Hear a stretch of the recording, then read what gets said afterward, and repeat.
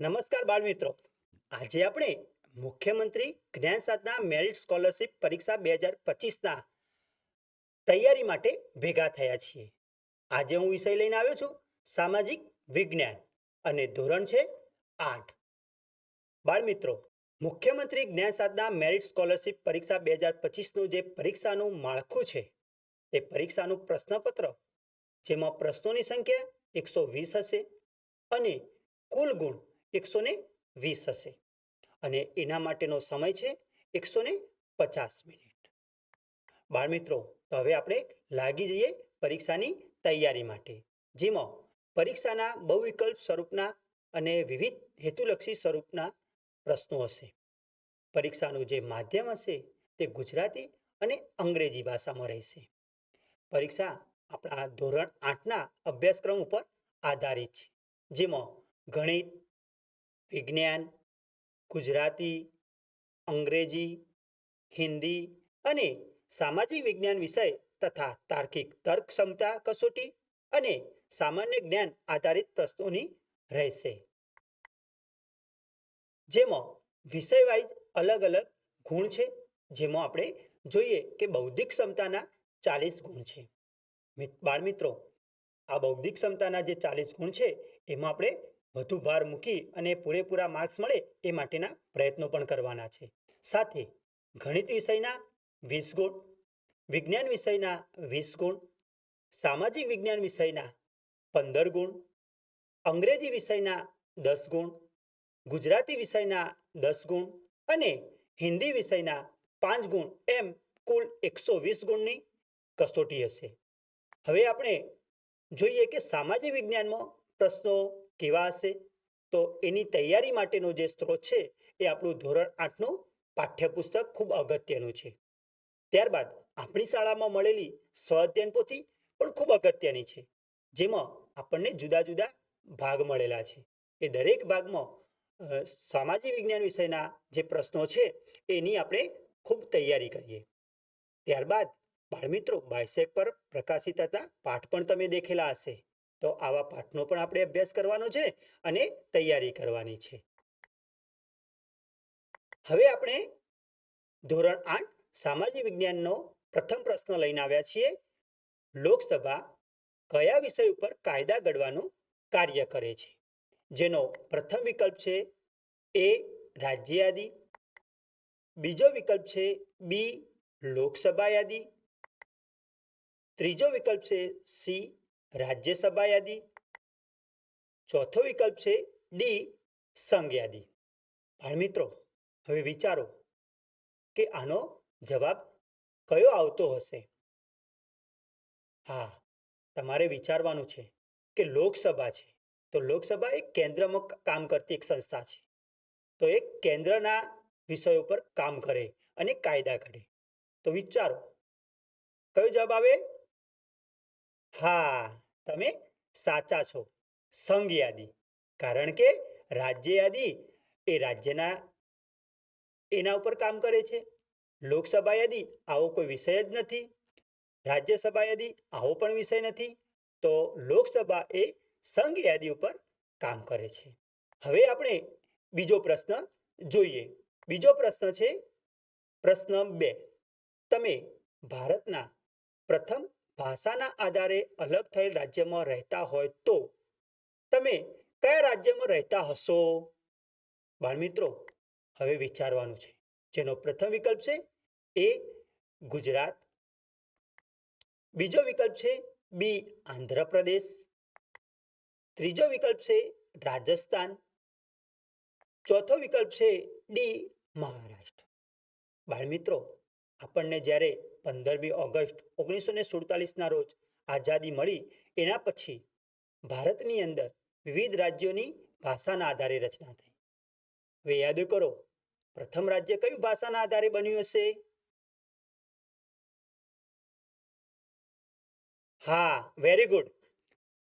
કે મદ્રાસ પ્રાંતમાંથી તેલુગુ ભાષાનું અલગ રાજ્ય એટલે કે આંધ્રપ્રદેશ રાજ્ય બન્યું. તો એનો જવાબ આવે છે વિકલ્પ બી આંધ્રપ્રદેશ. હવે આપણે ત્રીજા પ્રશ્ન ઉપર જઈએ. ત્રીજો પ્રશ્ન છે પ્રશ્ન 3, રાજદૂતની નિમણૂક કોણ કરે છે? જેનો વિકલ્પ છે એ વડાપ્રધાન, વિકલ્પ બી રાજ્યપાલ, વિકલ્પ સી રાષ્ટ્રપતિ અને વિકલ્પ ડી ઉપરાષ્ટ્રપતિ. બાળમિત્રો, હવે તમારે વિચારવાનું છે કે આનો જવાબ કયો હશે. હા, તમે જે વિચાર્યું છે એ જવાબ બિલકુલ સાચો છે. કયો જવાબ આવે? હા, રાષ્ટ્રપતિ. તો જવાબ છે વિકલ્પ સી રાષ્ટ્રપતિ. રાષ્ટ્રપતિ છે એ દેશ વિદેશની અંદર આપણા ભારતના રાજદૂતની નિમણૂક એ કરતા હોય છે. હવે ચોથો પ્રશ્ન. પ્રશ્ન 4 છે, તમે વડોદરા ભરૂચ જિલ્લામાંથી પસાર થાઓ છો તો તમને તે કપાસનો પાક જોવા મળે. તો નીચેના પૈકી કયા પ્રકારની ત્યાં જમીન હશે? વિકલ્પ એ કાળી જમીન, વિકલ્પ બી રાતી જમીન, વિકલ્પ સી રેતાળ જમીન, વિકલ્પ ડી ગોરાળુ જમીન. બાળમિત્રો, વિચારો. હા, ભરૂચ જિલ્લામાં તો ભરૂચ જિલ્લાનો કયો પ્રદેશ જાણીતો છે કપાસ માટે? હા, કાનમ પ્રદેશ. તો કાનમ પ્રદેશ એ કપાસ માટે જાણીતો છે. તો કાનમ પ્રદેશમાં જે કપાસ થાય છે તો ત્યાં જમીન કેવી હશે? જમીન કાળી. હા, તમે જે જવાબ બોલેલા છો એ જવાબ સાચો છે. જમીન છે કાળી, એટલે કે વિકલ્પ એ જવાબ સાચો. બિલકુલ તમે સાચા જઈ રહ્યા છો. હવે પ્રશ્ન 5. પ્રશ્ન 5 છે, ભારતમાં પોર્ટુગીઝની રાજધાની કઈ હતી? જેનો વિકલ્પ છે વિકલ્પ એ ગોવા, વિકલ્પ બી દીવ, વિકલ્પ સી દમણ, વિકલ્પ ડી દાદરા નગર હવેલી. મિત્રો, તમારે વિચારીને શાંતિપૂર્વક પ્રશ્ન વાંચવાનો છે, પ્રશ્નને સમજવાનો છે કે કયો વિકલ્પ એને લાગુ પડે છે. હા, તમે જે જવાબ બોલેલા છો કયો જવાબ છે? બિલકુલ સાચો. તમે જે જવાબ બોલેલા છો એ જવાબ છે ગોવા. Very good. તમામ વિદ્યાર્થીઓએ જવાબ સાચો આપ્યો છે. બાળમિત્રો, હવે આપણે જાણીએ છીએ કે પોર્ટુગીઝની જે રાજધાની હતી એ ગોવા હતી. ત્યારબાદ હવે છઠ્ઠા પ્રશ્ન ઉપર આપણે જઈ રહ્યા છીએ. છઠ્ઠો પ્રશ્ન છે, દાંડી કૂચ અંગે કયું વિધાન યોગ્ય છે? બાળમિત્રો, વિધાન 1, દાંડી યાત્રા ગાંધીજીએ મીઠાના કરના વિરોધમાં યોજી હતી. વિધાન બી, દાંડી યાત્રા અમદાવાદથી દાંડી સુધીની 370 કિલોમીટરની યાત્રા હતી. વિકલ્પ સી, ગાંધીજીની ધરપકડ થતા યાત્રાનું નેતૃત્વ અબ્બાસ તૈયબજીએ લીધું હતું. વિકલ્પ ડી આપેલ તમામ. બાળમિત્રો, હવે તમારે આ પ્રશ્ન બરોબર ધ્યાનથી વાંચવાનો છે. એના 4 વિધાનો છે એ ચારેય વિધાનો તમારે શાંતિપૂર્વક સમજવાના છે. અને દાંડી કૂચ એટલે કે દાંડી યાત્રા ક્યાંથી શરૂ થઈ હતી, ક્યાં પૂરી થઈ હતી, કેટલો સમય લાગ્યો હતો, એ બધું જ ધ્યાનથી વિચારી અને તમારે જવાબ આપવાનો છે. તો પહેલું વિધાન આપણે જોઈએ. દાંડી યાત્રા ગાંધીજીએ મીઠાના કરના વિરોધમાં યોજી હતી. બોલો, આવે? ના આવે ને? ઓકે, તમે બધા સાચા છો. તો બીજું વિધાન, દાંડી યાત્રા અમદાવાદથી દાંડી સુધીની 370 કિલોમીટરની યાત્રા હતી. આ પણ વિધાન સાચું છે. ત્રીજું વિધાન, ગાંધીજીની ધરપકડ થતા યાત્રાનું નેતૃત્વ અબ્બાસ તૈયબજીએ લીધું હતું. ઓકે, આ પણ વિધાન સાચું છે. તો તમે બધાએ જે જવાબ આપ્યો છે આપેલ તમામ, વિકલ્પ ડી, બિલકુલ સાચા છો. તમે આવીને આવી તૈયારી કરશો તો 100% તમને જ્ઞાન સાધના પરીક્ષામાં સંપૂર્ણ સફળતા મળશે. હવે પ્રશ્ન 7. ગુજરાત રાજ્યની વડી અદાલત કયા શહેરમાં આવેલી છે? વિકલ્પ એ અમદાવાદ, વિકલ્પ બી ગાંધીનગર, વિકલ્પ સી દિલ્હી, વિકલ્પ ડી સુરત. બાળમિત્રો, યાદ કરો કે ગુજરાત રાજ્યની વાત છે અને ગુજરાત રાજ્યની અદાલતની વાત છે, એટલે કે વડી અદાલતની વાત છે. હવે યાદ કરો કે કયા શહેરમાં હશે? ઓકે, તમે બિલકુલ સાચા છો. સાચી દિશામાં આપણે જઈ રહ્યા છીએ. તો જવાબ આવે છે વિકલ્પ એ અમદાવાદ. તમે સંપૂર્ણ જવાબ સાચો આપ્યો છે. બાળમિત્રો, તમે કદાચ અમદાવાદ બાજુ ફરવા ગયા હોય અને સરખેજ હાઈવે બાજુ જાઓ તો તમને આ વડી અદાલત જોવા મળશે. હવે પ્રશ્ન 8. જીવાવરણમાં એક સજીવ બીજા સજીવ સાથે પરસ્પર જોડાઈને પોતાનું અસ્તિત્વ ટકાવી રાખે છે, તેને શું કહેવાય? મિત્રો, વિકલ્પ એ અવતરણ તંત્ર, વિકલ્પ બી વિસ્તરણ તંત્ર, વિકલ્પ સી પરિસર તંત્ર, વિકલ્પ ડી જીવતંત્ર. યાદ કરો અને શાંતિપૂર્વક સમજીને વિચારીને જવાબ આપવાનો. ઓકે, તમે જે જવાબ આપ્યો છે એ બિલકુલ સાચો છે, પરિસર તંત્ર. પ્રશ્ન 9. ભારતના કયા રાજ્યમાંથી લિગ્નાઇટ પ્રકારનો કોલસો મળે છે? જેનો વિકલ્પ છે એ મિઝોરમ રાજ્ય, વિકલ્પ બી ગુજરાત રાજ્ય, વિકલ્પ સી ગોવા રાજ્ય, વિકલ્પ ડી બિહાર રાજ્ય. બાળમિત્રો, યાદ કરો, આપણા પુસ્તકમાં આપણે સંપૂર્ણ રીતે અભ્યાસ કર્યો છે. હવે યાદ કરો. હા, તમારો બિલકુલ જવાબ સાચો છે. જવાબ આવે છે ગુજરાત રાજ્ય. અને ગુજરાત રાજ્યમાં કચ્છમાંથી લિગ્નાઇટ પ્રકારનો કોલસો વધુ માત્રામાં મળે છે. હવે પ્રશ્ન આવ્યો 10 નંબર. પ્રશ્ન 10. રાજ્યસભામાં ગુજરાતને કેટલી બેઠકો ફાળવવામાં આવી છે?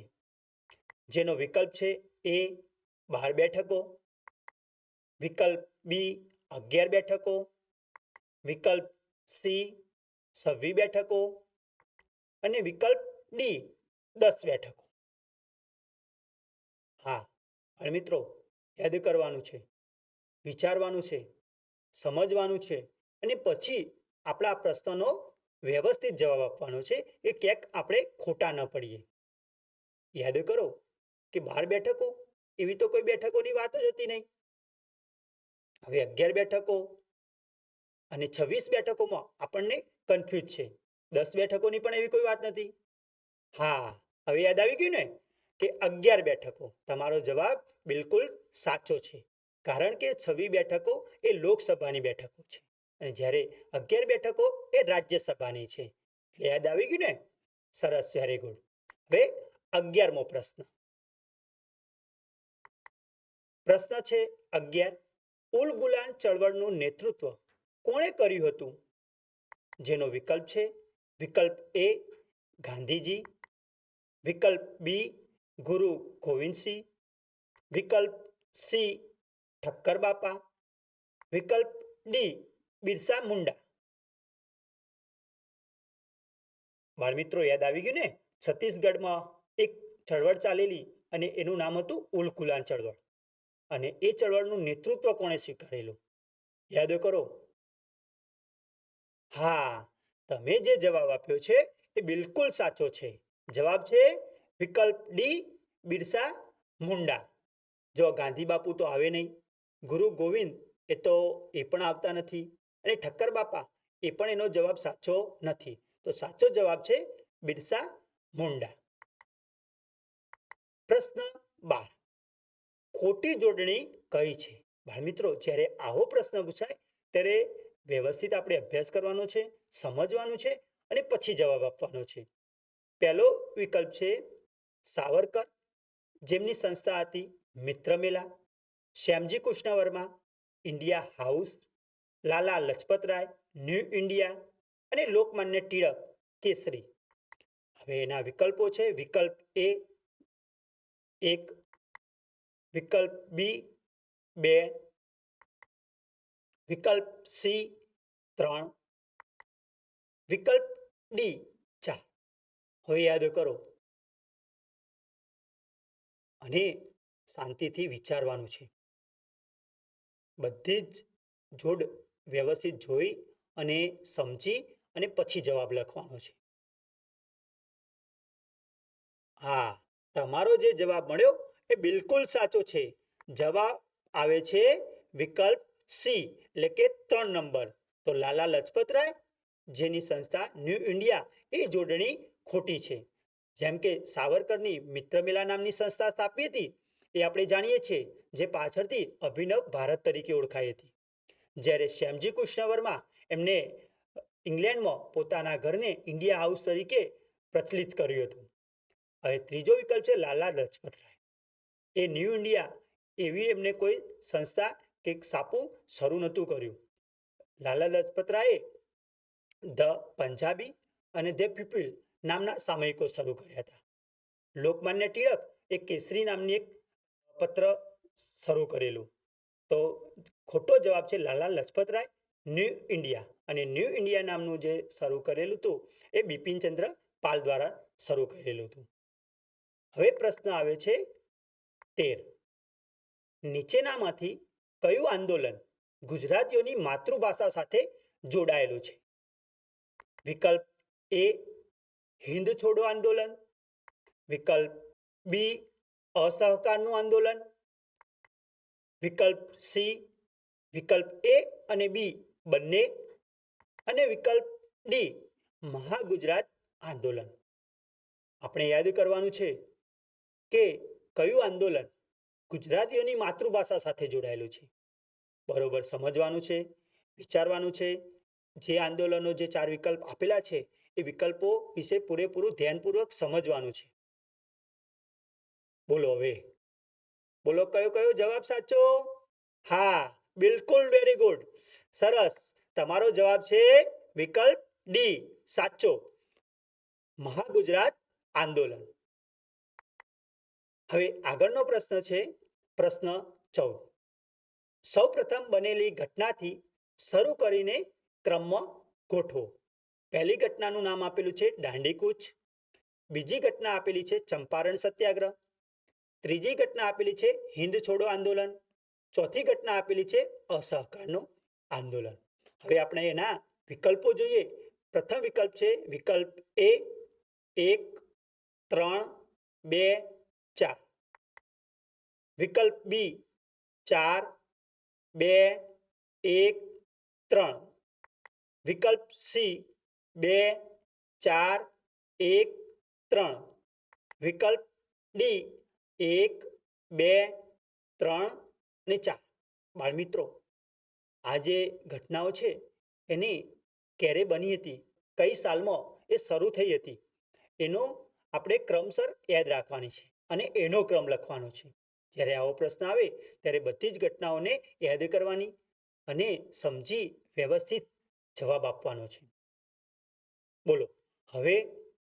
હા, તમે ઘણું બધું વિચાર્યું અને તમે જે જવાબ આપ્યો છે એ બિલકુલ સાચો છે.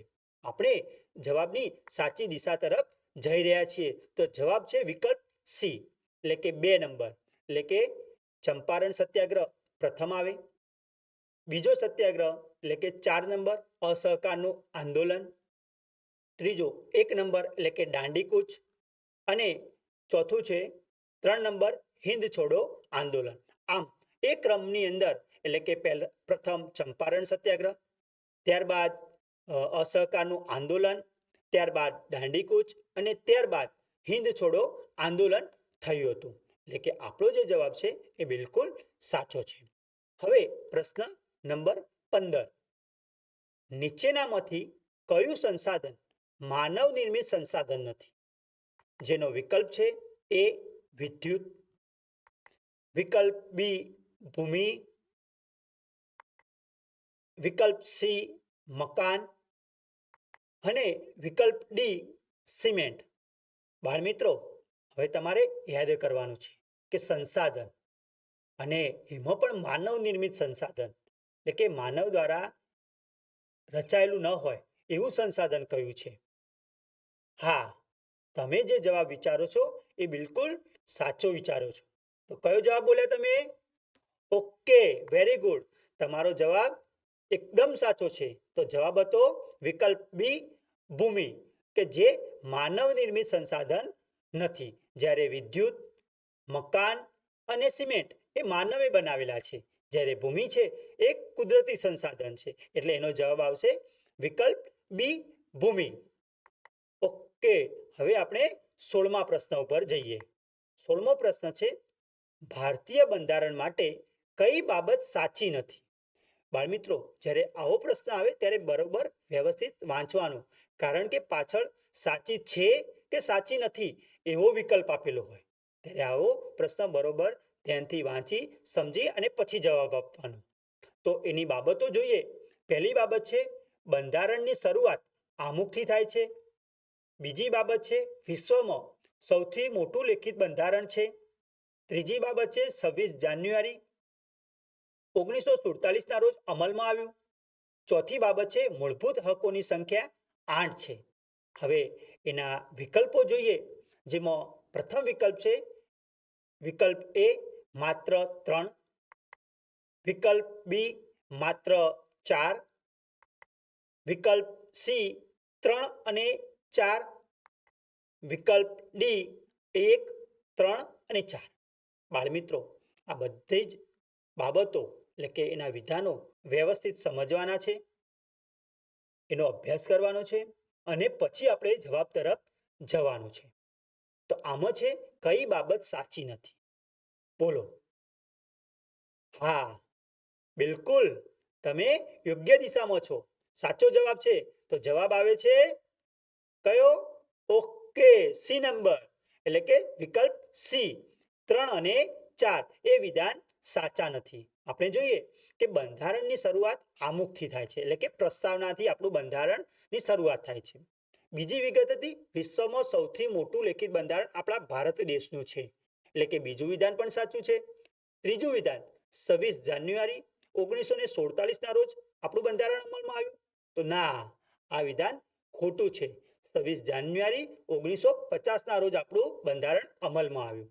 અને મૂળભૂત હકોની સંખ્યા 8 નહીં, એ પણ વિધાન ખોટું છે. એટલે એનો જવાબ આવે છે વિકલ્પ સી 3 અને 4.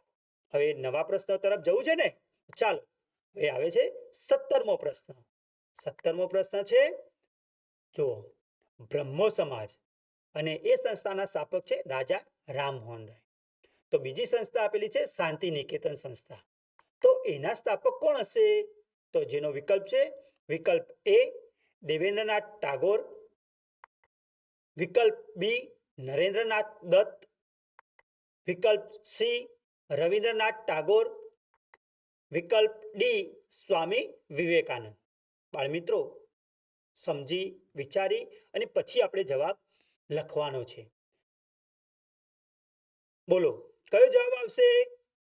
બિલકુલ, તમે સાચા છો. તો જવાબ આવે છે વિકલ્પ સી રવિન્દ્રનાથ ટાગોર. હા, હવે આપણે સમજીએ કે બ્રહ્મો સમાજ નામની સંસ્થા હતી એ રાજા રામમોહન રાય દ્વારા સ્થપાઈ હતી. અહીંયા એવું જોડકું છે કે સંસ્થા છે અને એના સ્થાપક છે. તો શાંતિ નિકેતન નામની સંસ્થા છે, એના સ્થાપક કોણ છે? તો રવિન્દ્રનાથ ટાગોર છે. તો આપણો જવાબ વિકલ્પ સી રવિન્દ્રનાથ ટાગોર. પ્રશ્ન 18,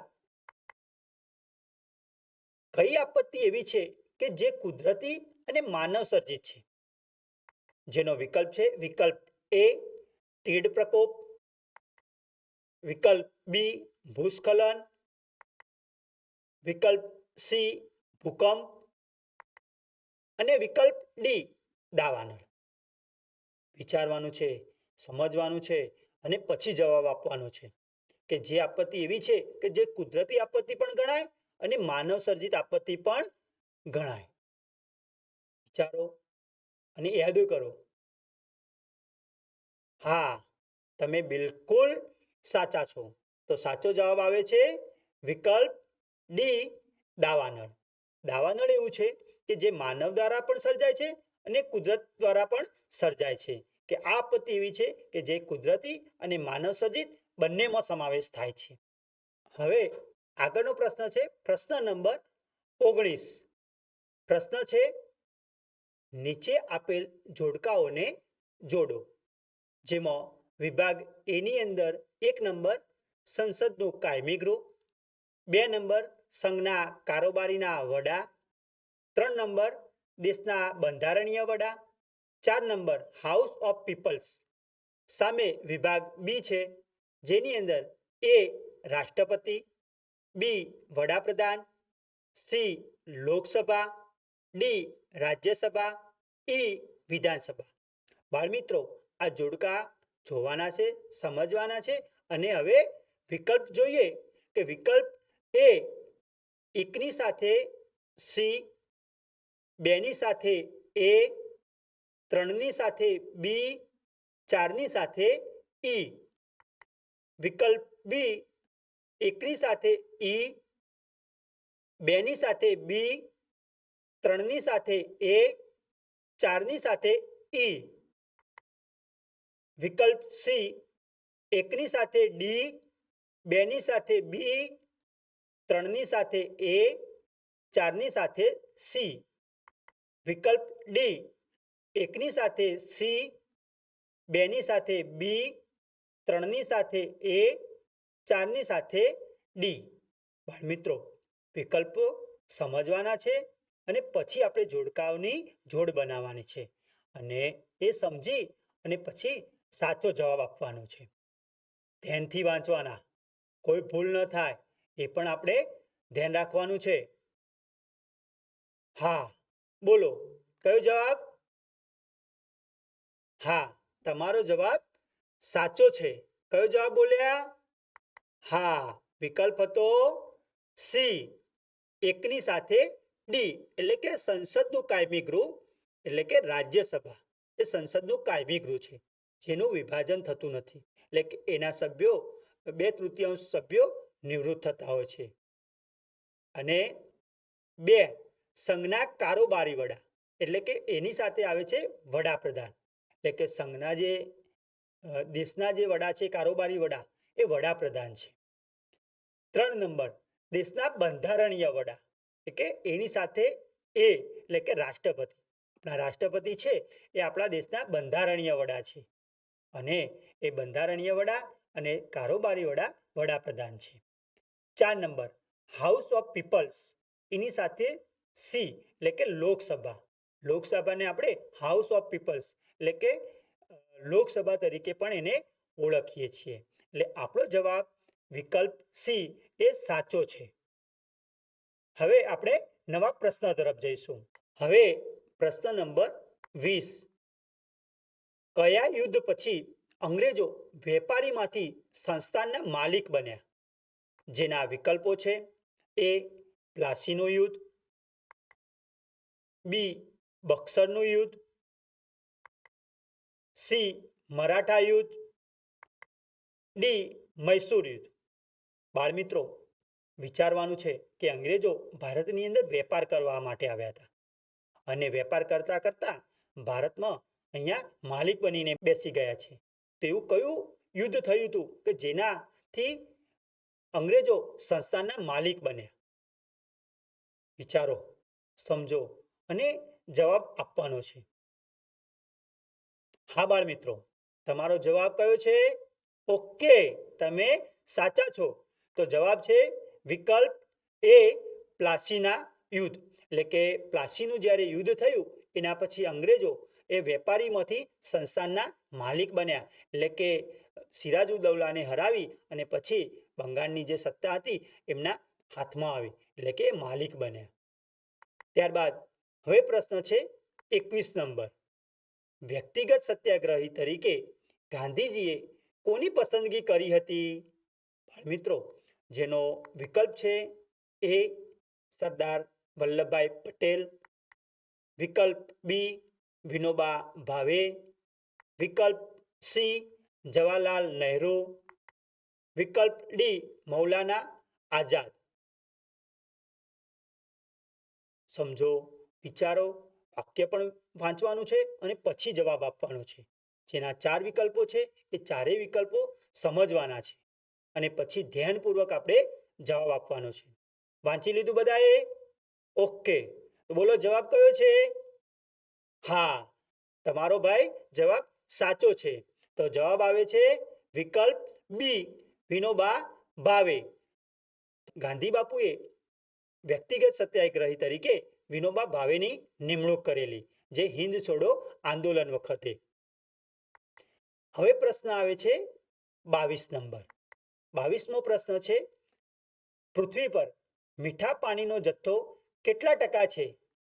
જેનો વિકલ્પ છે એ 1.9%, વિકલ્પ બી 2.7%, વિકલ્પ સી 1%, વિકલ્પ ડી 71%. યાદ કરો કે આપણને મીઠું પાણી જે મળે છે એનો પૃથ્વી પર કેટલા ટકા એનો જથ્થો છે અને સમજી વિચારીને જવાબ બોલવાનો છે. હા, કયો જવાબ છે? હા, તમે સાચું બોલ્યા. તો કયો જવાબ હતો? વિકલ્પ બી 2.7%. એટલે કે પૃથ્વી પર જે પાણી છે એમાંથી જે મીઠું પાણી છે એ 2.7% છે, જે આપણને પીવા લાયક છે. બાકીનું તો દરિયાની અંદર પાણી ખારું છે, જે આપણે પી નથી શકતા. અમુક હિમાલય કે જેવા ઊંચા પર્વતો ઉપર જે પાણી છે એ બરફ સ્વરૂપે છે, એટલે એ પણ આપણે પી શકતા નથી. તો પીવાલાયક જે પાણીનો જથ્થો છે એ 2.7% છે.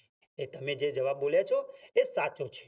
જો આવીને આવી આપણે મહેનત કરીશું તો 100% આપણને જ્ઞાન સાધના પરીક્ષામાં સફળતા મળશે. હવે પ્રશ્ન નંબર આવે છે 23 નંબર. જો તમે ખેડૂત હોય તો ખેતી માટે નીચેનામાંથી કઈ ક્રિયાઓ કરશો? પહેલી ક્રિયા છે સિંચાઈ કરવી, બીજી ક્રિયા છે વાવણી કરવી, ત્રીજી ક્રિયા છે નિંદણ કરવું, ચોથી ક્રિયા છે લણણી કરવી. હવે એના વિકલ્પો જોઈએ. વિકલ્પ એ માત્ર 1, વિકલ્પ બી માત્ર 2, વિકલ્પ સી 2, 3 અને 4, વિકલ્પ ડી આપેલ તમામ. પ્રશ્નનું વિધાન સમજવાનું છે. જો આપણે ખેડૂત હોઈએ તો ખેતી માટે એવી કઈ ક્રિયાઓ કરીશું? તો સિંચાઈ, વાવણી, નિંદણ, લણણી એ ક્રિયામાંથી કઈ ક્રિયાઓ કરીએ છીએ? હા, જવાબ યાદ કરી દીધો? સમજી લીધો? ઓકે, બોલો ભાઈ, તમારો જવાબ કયો છે? Okay, very good. તમે સાચો જવાબ બોલ્યા છો. તો જવાબ હતો વિકલ્પ ડી, એટલે કે આપેલ તમામ. તો ખેડૂત હોઈએ તો આપણે સિંચાઈ પણ કરવી પડે, વાવણી પણ કરવી પડે, નિંદણ પણ કરવું પડે અને લણણી પણ કરવી પડે. એટલે કે આપેલા જે ક્રિયાઓ છે એ તમામ ક્રિયાઓ આપણે કરતા હોઈએ છીએ. હવે આગળના પ્રશ્ન તરફ જવું છે ને? તો ચાલો, હવે 24મો પ્રશ્ન છે. તૈયાર થઈ જાઓ જવાબ આપવા માટે. પ્રશ્ન છે 24. જાહેર હિતની અરજી અંગેની કઈ એક બાબત ખોટી છે? જેનો વિકલ્પ છે એ કોઈ પણ વ્યક્તિ કે સંસ્થા પહેલ કરી અરજી કરી શકે નહીં. બીજો વિકલ્પ છે જાહેર હિતની અરજીમાં વ્યક્તિનું અંગત હિત નહીં પણ સમાજના હિતની વાત હોય છે. વિકલ્પ સી આ અરજીનો દુરુપયોગ અટકાવવા વડી અદાલત સજા કે દંડ કરી શકે છે. અને વિકલ્પ ડી બિનજરૂરી કે અયોગ્ય અરજી કરનારને વડી અદાલત સજા કે દંડ કરી શકે છે. બાળમિત્રો, વિચારવાનું છે, સમજવાના છે વિધાનો અને પછી આપણે જવાબ આપવાનો છે. પ્રશ્ન કયો હતો કે જાહેર હિતની જો અરજી કરવાની હોય તો એમાં કઈ બાબત ખોટી છે? તો વિધાન બરોબર ધ્યાનથી વાંચવાનું કે કઈ બાબત સાચી છે કે ખોટી છે એ સમજીને પછી જવાબ આપવાનો છે. નહીં તો આપણાથી એક નાનકડી ભૂલ એક માર્ક્સ ખોઈ બેસશે. તો વિધાન વાંચી લીધા? બોલો, કયું વિધાન આવે છે કે જે ખોટું છે? હા, તમે જવાબ આપ્યો એ સાચો છે? બોલો બીજા મિત્રો. હા, ઓકે, જવાબ આપ્યો એ બિલકુલ સાચો છે.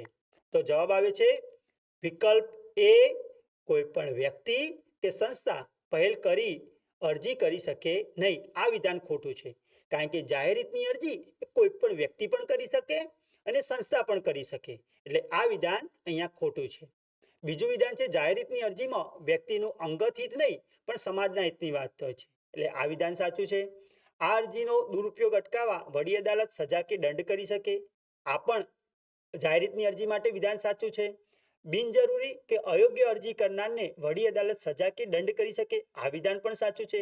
એટલા માટે આપણો જવાબ અહીંયા આવે છે વિધાન એ, કોઈ પણ વ્યક્તિ કે સંસ્થા પહેલ કરી અરજી કરી શકે નહીં. આ વિધાન જાહેર હિતની અરજી માટે લાગુ પડતો નથી. હવે 25મો પ્રશ્ન છે, તૈયાર થઈ ગયા ને? ચાલો તમારી સમક્ષ એક પ્રશ્ન છે 25મો નંબર. મને ઓળખો, હું ભારતનું કાપડ ઉત્પાદનનું માન્ચેસ્ટર છું. જેનો વિકલ્પ છે એ દિલ્હી, વિકલ્પ બી અમદાવાદ, વિકલ્પ સી બેંગ્લોર અને વિકલ્પ ડી મુંબઈ. બાળમિત્રો, આ વિધાન આપણે સમજવાનું છે પહેલા તો, કારણ કે વિધાન છે ભારતનું કાપડ ઉત્પાદનનું માન્ચેસ્ટર. એ કયું છે? હા, હવે તમારે જવાબ આપવાનો છે. કયો જવાબ? ઓકે, વેરી ગુડ, બેસ્ટ, ખૂબ સરસ જવાબ આપ્યો. તો જવાબ આવે છે, તમે સાચા છો. જવાબ છે વિકલ્પ બી અમદાવાદ. એ ભારતનું કાપડ ઉત્પાદનનું માન્ચેસ્ટર તરીકે ઓળખાય છે. તો તમને ખ્યાલ છે જાપાનનું કાપડ ઉત્પાદનનું માન્ચેસ્ટર કયું છે? હા, ઓસાકા. અહીંયા આપણે ભારતનું પૂછાયું છે એટલે આવે છે અમદાવાદ. અને મુંબઈ છે એ મુંબઈની અંદર તો કાપડ ઉત્પાદનની પ્રથમ મિલ સ્થપાઈ હતી. એટલે આપણે આ જવાબ જ્યારે આપીએ ત્યારે બહુ ધ્યાનપૂર્વક શાંતિથી જવાબ આપવાનો. હવે પ્રશ્ન 26. કેટલી ઉંમરના બાળકોને બાળમજૂરી કરાવી એક શિક્ષાપાત્ર ગુનો ગણાય છે? બાળમિત્રો, આ પ્રશ્ન આપણા માટે પણ મહત્વનો છે. જેનો વિકલ્પ છે વિકલ્પ એ 14 વર્ષથી નીચેના, વિકલ્પ બી 18 વર્ષથી નીચેના, વિકલ્પ સી 6 થી 14 વર્ષના, વિકલ્પ ડી 21 વર્ષથી નીચેના. હવે આપણે પ્રશ્નનું વિધાન વાંચી લીધું, સમજી લીધું અને જવાબ તરફ જવાનું છે. બોલો, કયો જવાબ આવશે? લે જવાબ. હા, તમારો જવાબ બિલકુલ સાચો છે. તો જવાબ કયો છે? વિકલ્પ એ 14 વર્ષથી નીચેના બાળકો. એટલે કે 14 વર્ષથી નીચેના બાળકોને જો મજૂરી કરાવીએ તો એ બાળ મજૂરી છે. અને આ બાળ મજૂરી કરાવી એ શિક્ષાપાત્ર ગુનો ગણાય છે. એટલે જવાબ આપણો આવશે વિકલ્પ એ 14 વર્ષથી નીચેના બાળકો માટે બાળમજૂરી કરાવી એ શિક્ષાપાત્ર ગુનો છે. હવે પ્રશ્ન નંબર 27. WHO નું પૂરું નામ જણાવો. એટલે કે અહીંયા આપણે એનું આખું નામ લખવાનું છે. વિકલ્પ એ વાઇલ્ડ હેલ્થ ઓર્ગેનાઇઝેશન, વિકલ્પ બી વર્લ્ડ હેલ્થ ઓર્ગેનાઇઝેશન, વિકલ્પ સી વર્લ્ડ હેલ્થ ઓર્ગેનાઇઝેશન, વિકલ્પ ડી વાઇલ્ડ હેલ્થ ઓર્ગેનાઇઝેશન. હવે બાળમિત્રો, અહીંયા પ્રશ્ન છે WHO નું પૂરું નામ. કદાચ તમને અંગ્રેજીમાં પણ પૂછાઈ શકે. અહીંયા ગુજરાતીમાં છે તો અંગ્રેજી પણ હોય, એ પણ આપણને આવડવું જોઈએ. હવે WHO અને O ત્રણેયનો મતલબ શું થાય અને એના આધારે આપણે જવાબ આપવાનો છે. સમજવાનું, અહીંયા દરેક શબ્દ છે એ એક જેવા લાગતા હોય, પરંતુ આપણે પૂરું નામ સાચું લખવાનું છે.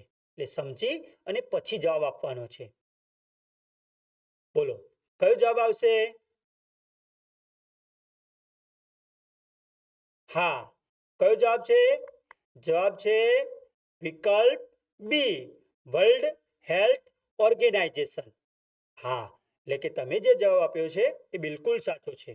W પહેલા વિધાનની અંદર છે, W ની જગ્યાએ વાઇલ્ડ લખેલું છે, એ ખોટું છે. બીજું વિધાન સાચું છે. ત્રીજા વિધાનની અંદર હેલ્થની જગ્યાએ હેલ્પ લખેલું છે અને ચોથા વિધાનની અંદર વર્લ્ડની જગ્યાએ વાઇલ્ડ લખેલું છે. એટલે આવું ભૂલ ન થાય એ ધ્યાન રાખી અને આપણે જવાબ આપવાનો છે. પ્રશ્ન નંબર 28. બંધારણની ખરડા સમિતિના અધ્યક્ષ કોણ હતા? અને એના જે વિકલ્પો છે એ વિકલ્પ એ રાજેન્દ્ર પ્રસાદ, વિકલ્પ બી ડોક્ટર સર્વપલ્લી રાધાકૃષ્ણ, વિકલ્પ સી સરદાર વલ્લભભાઈ પટેલ અને વિકલ્પ ડી ડોક્ટર બાબા સાહેબ આંબેડકર. પણ મિત્રો યાદ કરવાનું છે કે બંધારણની ખરડા સમિતિ લખેલું છે અને એના અધ્યક્ષ આપણે લખવાના છે. જે 4 વિકલ્પો આપેલા છે એ 4 વિકલ્પોમાંથી એક સાચો જવાબ હશે અને યાદ કરી અને બોલવાનું છે. બોલો કયો જવાબ હશે? હા, તમે જે જવાબ બોલ્યા છો કયો છો એ? Okay, very good. તમે જે જવાબ બોલ્યા છો એ જવાબ છે વિકલ્પ ડી ડોક્ટર બાબા સાહેબ આંબેડકર, જે બંધારણની ખરડા સમિતિના અધ્યક્ષ હતા. જ્યારે રાજેન્દ્ર પ્રસાદ હતા એ તો બંધારણ સભાના અધ્યક્ષ હતા. એ આપણે ખાસ યાદ રાખવાનું કે બંધારણ સભા પૂછાય તો ડોક્ટર રાજેન્દ્ર પ્રસાદ લખવાનું. જ્યારે બંધારણની ખરડા સમિતિ પૂછાય તો ડોક્ટર બાબા સાહેબ આંબેડકર. આ ભૂલ ન થાય એ ધ્યાન રાખીએ અને પછી આપણો જવાબ લખવાનો. પ્રશ્ન નંબર 29. ગોવા મુક્તિ આંદોલન સંબંધિત છે.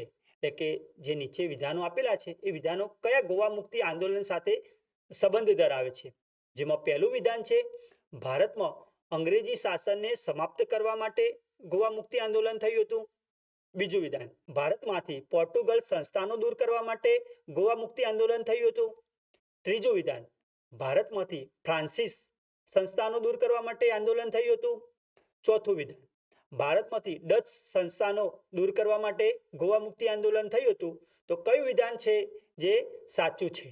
જેનો પ્રથમ વિકલ્પ છે ફક્ત 2, બીજો વિકલ્પ છે ફક્ત 1, 2 અને 3, ત્રીજો વિકલ્પ છે ફક્ત 4 અને ચોથો વિકલ્પ છે આપેલ તમામ. હવે તમારે વિચારી સમજી અને જવાબ આપવાનો છે.